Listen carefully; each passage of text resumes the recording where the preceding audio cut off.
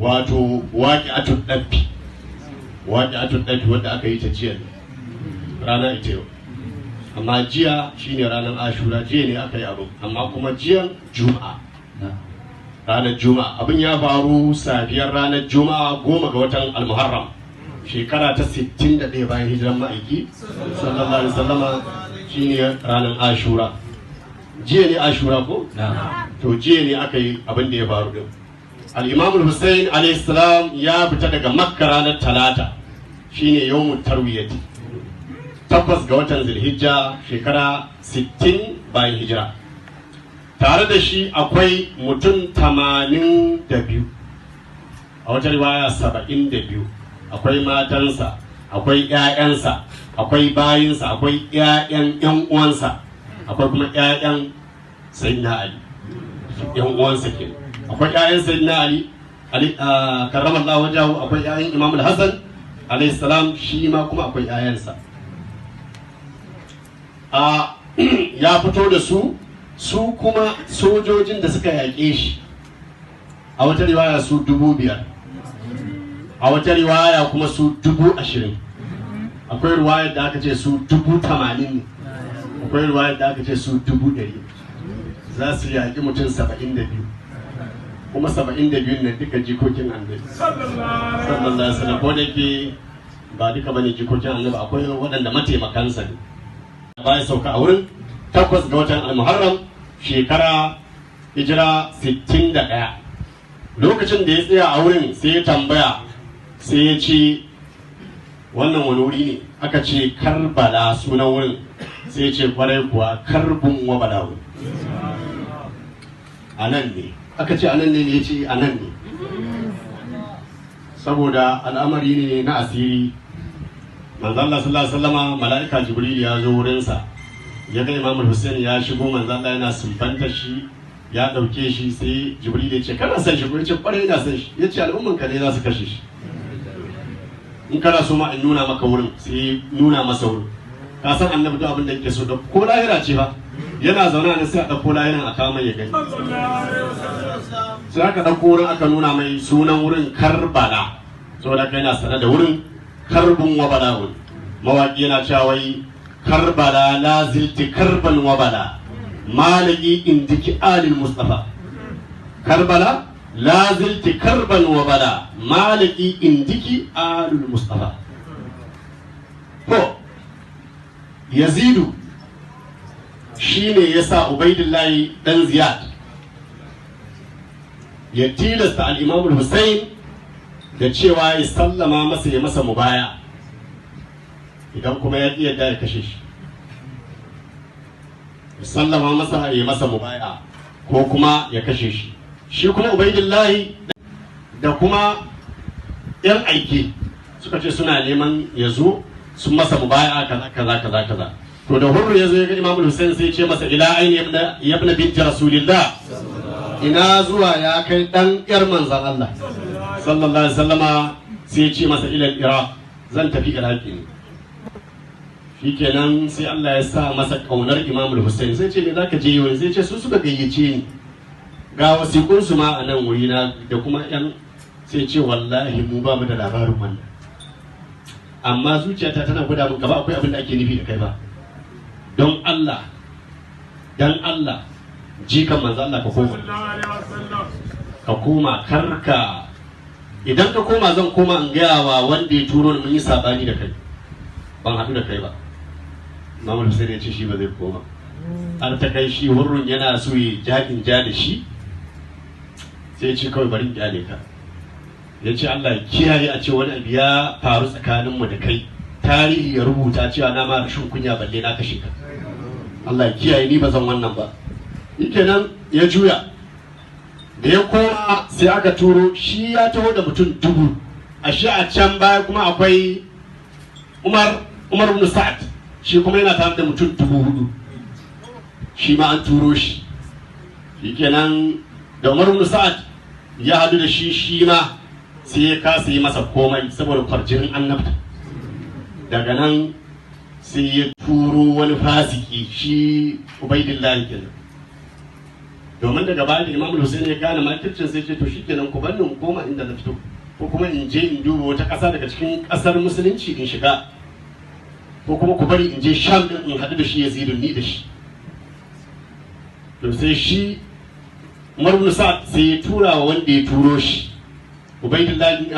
Ubaidillahi ibn Ziyad sai ya ce masa ga abin da Imam Hussein ya ce, sai ya ce to inda ya faɗa haka shikenan ba komai.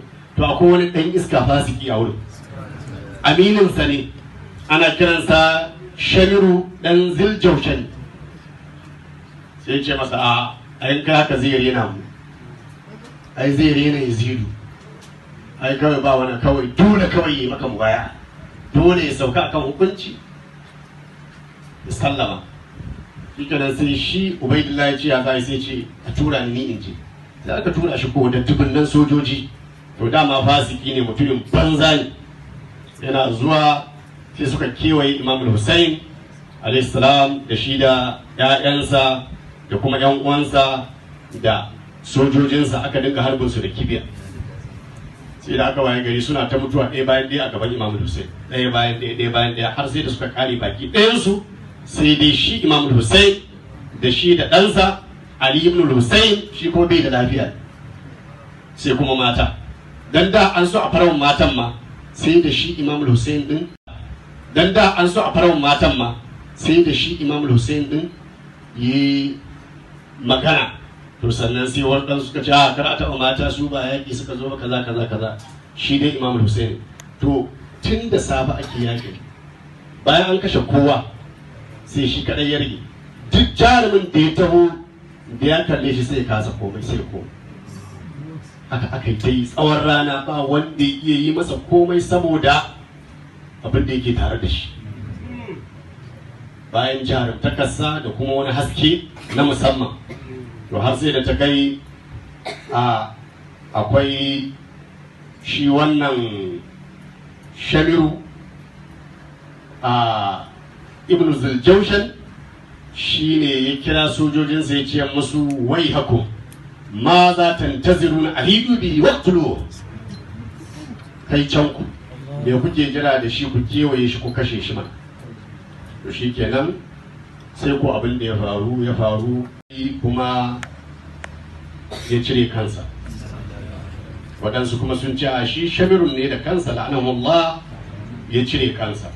Allah ya tsine musu, Allah ya tsine wanda suka yi kisan, da waɗanda suka sa su, da waɗanda suka yi farin ciki da suka ji labari. Allah ya isa, Allah ya isa, ba mu yafe ba. Shine lada Karbala, na je na tsaya a filin da aka yi dagan yakin Karbala, wato bakin ciki da bala'i. Zurtul Husaina, na ziyarci al-Imam al-Husain wa man qutila ma'ahu min ahli baitihi. Na tawassulan bi walidihi, kuma ina ne kamun kafa da mahaifinsa Asadullah al-Galib al-arba, mafi yardar waɗanda suka sami yardar Allah. Ɗaliban min Allah, ina mai nema daga Allah da wannan tawassuli ya biya min bukatuna ga baki ɗaya. aliyin, wane ne walidihi din? Wato baban nasa kuwa shine Abu da Hasani Aliyun, al-Imam Ali ibn Abi Talib, laysu bani Galib karramallahu wajhahu wa radiyallahu ta'ala anhu alayhi salam. abi sibqaini, baban jikokin annabi guda biyu, al-Imam al-Hasan wal Imam al-Husain alayhi salam.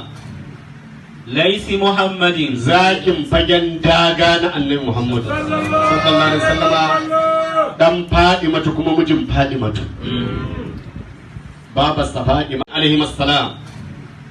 laisi Muhammadin, zakin fagen daga na annabi Muhammad sallallahu alaihi wasallama, dan Fadimatu kuma mijin Fadimatu, babarsa Fadima, matarsa Fadima. To bisarimihi samsami, shehu ya ce unnihil masa'iba, ina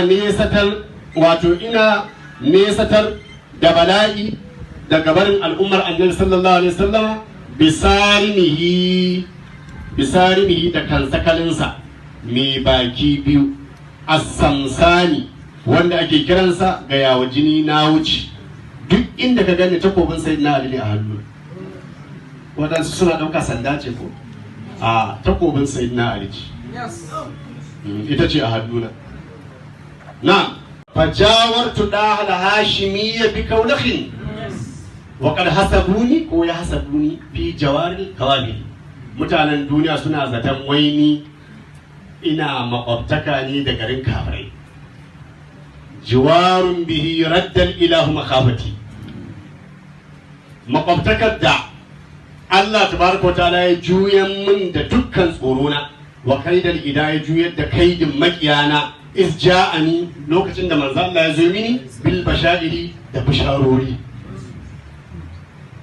bisirrin saramin hadratul kursi qadani wa adama mawjudi wa asba sarairi fassaran ya rage naku